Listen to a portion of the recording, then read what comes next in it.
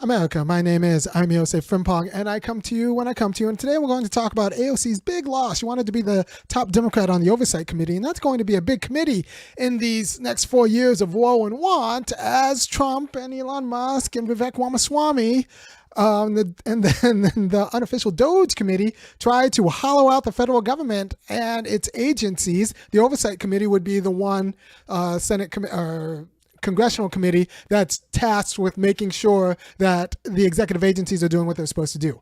So if they hollow out those executive agencies, the oversight committee is supposed to say like, well, we actually expected the executive to perform, this regulatory exercise, and this regulatory exercise isn't getting done, so we're going to need you to not hollow out that executive office. And then it's going to make a big stink on media. And one of the virtues of being the chair is that you can make a big stink on media and in media and it actually be taken seriously. Now, AOC, Alexandria Ocasio-Cortez, was, doing everything possible to be a good Democrat so that she could move from vice chair of the committee or vice of top Democrat of the committee to the top Democrat in the committee. She just wanted to be the top Democrat on the committee, which is not a ridiculous aspiration, considering, like I said, she did everything that a good Democrat was supposed to. She shucked, she jived, she two-stepped. She did everything that a good Democrat was supposed to. She played along with Nancy Pelosi when Nancy Pelosi was there. And you know what Nancy Pelosi did? What she was always going to do. She got her geriatric friend, a cat by the name of Connolly, in as her stead. And that's what Nancy Pelosi did. And Nancy Pelosi is not not even elected anymore. She did it from the grave. I think she's even injured.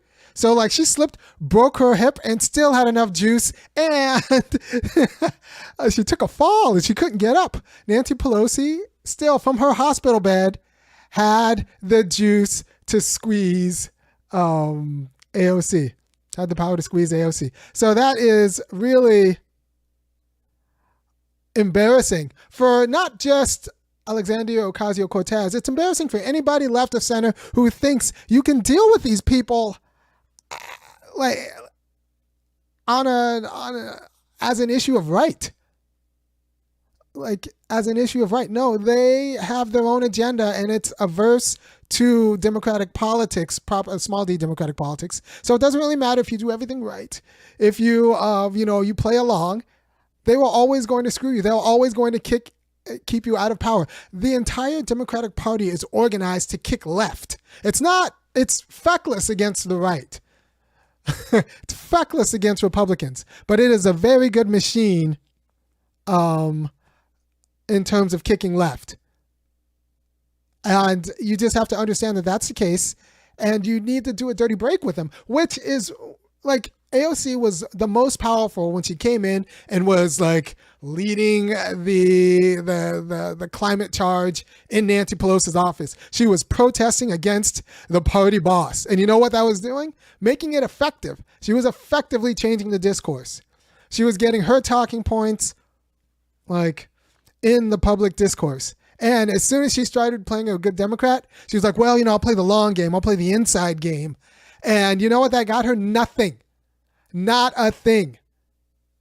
Nothing good for her district, nothing good for the American people and the American discourse. You got hosed. You didn't change them. They neutered you. It was Spade. Which one is the one that happens to a lady?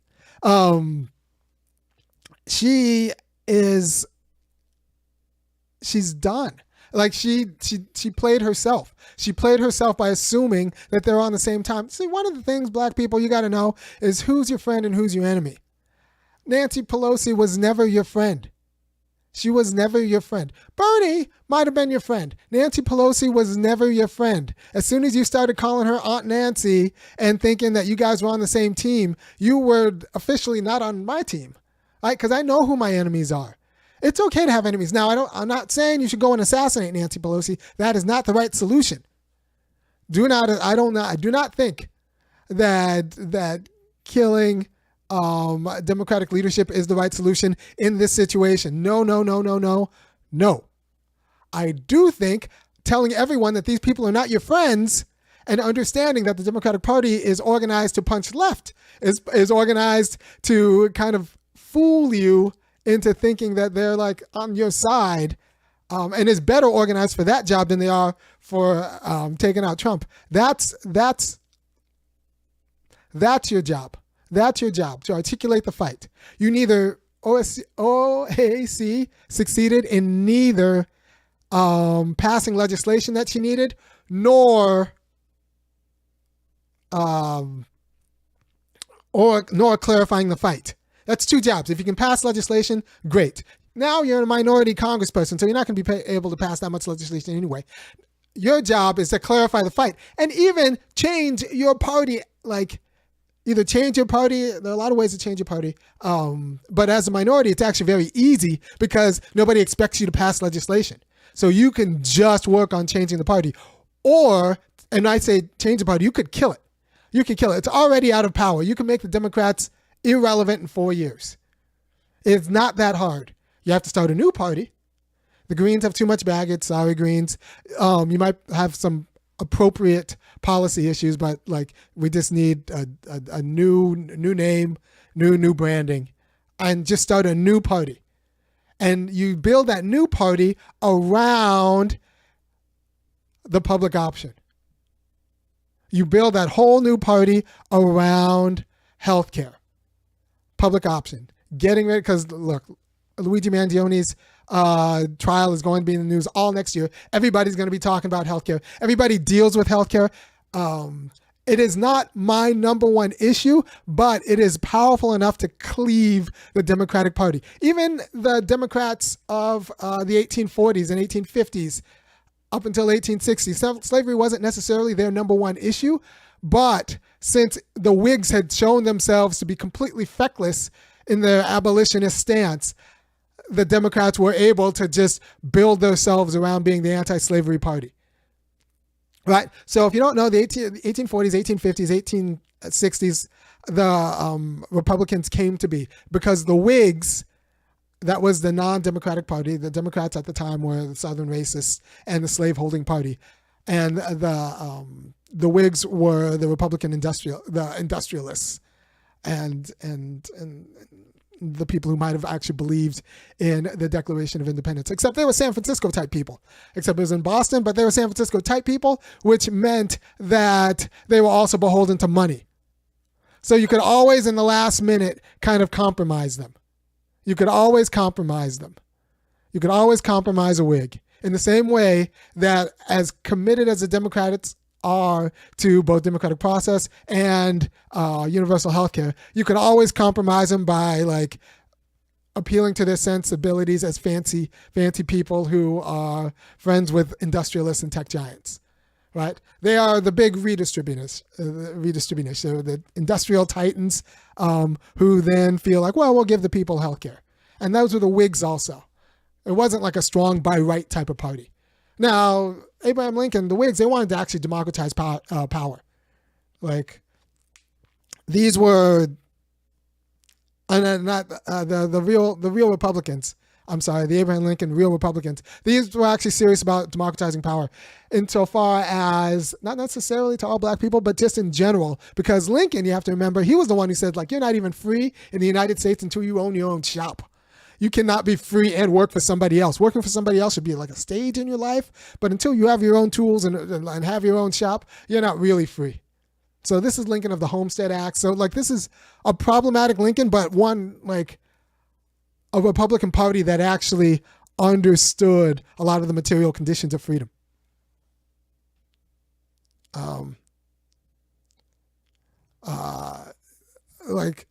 There are a lot more muscular conditions of freedom than just being named. So that was the Republican Party. They actually wanted to democratize freedom in a way, and they saw that as inconsistent with slavery. So you could do that with healthcare.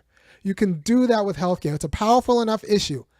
Even like I said, I would like to, we have to talk about reparations. We have to talk about federal job guarantee. But healthcare is already there, and it's a powerful enough issue. And the Democrats, this is one issue that they're not moving on.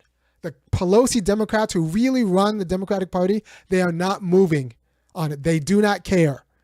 They do not care about a public option. They are too tied with both the pharmaceutical industry and the insurance lobby. It's going to be too much of a fight. They do not want that smoke. They're not moving. They are not moving. So if you want universal health care as like a real public option, and you want to not have to fight with the United Healthcares or the Aetnas or whatever, Cignas, and in order to have your claim, worry about your claim being denied. If you want to just know you can go to a dentist twice a year, you can go to, if you get cancer, you'll get the full treatment. If you just want to know that, you got to break with the party because the Democrats are not changing and the Republicans are fine with a lot of poor people dying. Just privatizing the whole thing, right? So like you need to admit that the Democrats are not moving over on healthcare. Then you build a whole party around the public option. You build it like it's going to have some other platform planks, but mostly it's going to be the public option. It's going to be the Dems. You could do a copycat. You could do a copycat Democratic Party that changes very little else except the public option, and it will take out the Democrats because the only people left will be like obnoxious feminists. of like the world's most obnoxious, highly educated feminists. And right now, universities, one of their biggest job is to credential Democratic voters. They're not really serious about like creating deep thinkers or anything. So we need just a dirty break, take out the Democratic Party, and just be Democrats except with public option. And then you don't actually have to, and then since it's your party, you're not going, and you have to do some like internal interdetermination so that the parts of your new party work together more democratically than the Democratic Party. Then you could shame them on process. You could actually have open primaries and like real debates and model what democracy is supposed to look like within the new party. And like go to and like I said, model democracy within the party process in a way that will stigmatize what the Democrats are doing. And so that will, I think, make them irrelevant in 4 years. It can happen. It can happen quickly. Like I said, healthcare is going to be in the news for the next year because of the Mangione trial. So if you come up with a public option that unabashedly tars Brian Thompson and says we need to revolutionize this system so that Brian Thompson is no longer relevant as a producer, then you have the stuff of a new party. You have the stuff of a new party. And what that's going to take is you admitting that the Democrats aren't going to change. They are not going to change. They're not going to stop. They're not going to meetings. They're not doing the 12 steppers. They're not working any program. They're not trying to change. They're trying to pretend to change, to give you a semblance of changing, when in essence, they are exactly what Kamala Harris wanted them to be. Like, they are not going to change on an issue this big. That's not going to happen. And you betting on them to change, you betting on them to keep their promise, or like you taking them on good faith, just does not understand their commitments to being awful on this and other issues. They are not your friends. We are not, they're your enemies in politics, which is fine. You do not have to go out and kill them. You just have to be able to tell everyone that these are our enemies and we need to vote them out of office and vote for us instead. And look, AOC, you should be able to win your district in 2 years as whatever new party you want to be. You should be able to win your district in 2 years as whatever new party you want to be. You should have that much juice. Bet on yourself, because when you bet with the Democrats, they bet against you. Like, there's no other way to make this clearer that the Democrats are not with the program.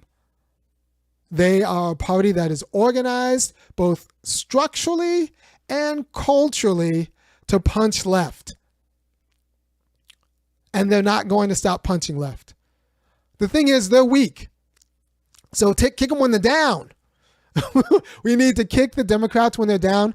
Flee the party now. Flee the party now. It's hooked on the donor juice. It's hooked on the private insurance money. It's hooked on, just these suburban educated folks who have kind of an awful politics with respect to both democratic process and working class values. It's hooked on them. Seed them. Let them have it. Let them have them. Let them have all the people who have an it's complicated relationship with Brian Thompson. By the way, Brian Thompson is the CEO of United Healthcare who got gunned down last week. I don't have an it's complicated relationship with Brian Thompson. I don't think he had it coming, but he didn't do too much with his life to warrant living. And he made his $10 million a year, which is like $100,000 a week, something like that, of 52. Yeah, he made his nut. It's atrocious. He made his money denying your claims, figuring out new and inventive ways to deny your claims. And people are going to talk about death panels, and death panels are going to happen. But you know what? There already are death panels, except the death panel is your private insurance company, who have now outsourced the death panel to decide what kind of minimal care you'll get to AI. And your Democrats are not going to do anything about it. They're not going to do anything about it. So if you want, to actually deal with people, to decide the limits of your health care, if you want to actually work it out with people in a public process, you need to not put it in the back room of a private insurance company, but to have a public option and make it a matter of national debate. That's it. And it doesn't have to pay for itself. In the same way that USPS doesn't have to pay for itself. It's a public option. We print money to make sure everybody has the right amount of health care. And all we have to do is make sure that able-bodied people are working in some way. In some way. And this is something I would add. I can negotiate it, but I do think able-bodied people should be working in some way. Or if you're like a head of household and you have a dependent family, then maybe one of those people can stay at home. But for the most part, I think that if you show that you are contributing to society, you should get all the benefits of American society, which includes healthcare as long as you need it. Right? And that's the argument and preventative care too. And that's the argument I think that can ground a new party. Right? And we have to think of the ACA, the Obamacare. That's like the Missouri Compromise. It only looks like progress if you kind of squint and you don't really care about the issue. And just like the Missouri Compromise did save some slaves in Kansas, and it did save some slaves in some of the new states, ultimately, it just confused people about what justice looked like. And that was Obamacare. It did save some people with pre-existing conditions, but ultimately it confused people about what justice looks like. So we have to think of the Missouri Compromise and the ACA as similar Whig solutions. That was as similarly inadequate solutions. Go ahead and subscribe. Tell your friends to subscribe. Send this to your friends. I don't think I've cursed too much on this, but it's very important that you understand that, one, you have to recognize your enemies and call them your enemies. As soon as AOC stopped doing that, she stopped being relevant. She has not passed the policy she needed, nor has she been able to articulate the claims against the Democrats that she needed to do to clarify what's good for her district or what's good for the nation, as long as she has been trying to restyle herself as an insider player within the Democratic Party. You can be an insider player within Congress without being an insider player within the Democratic Party.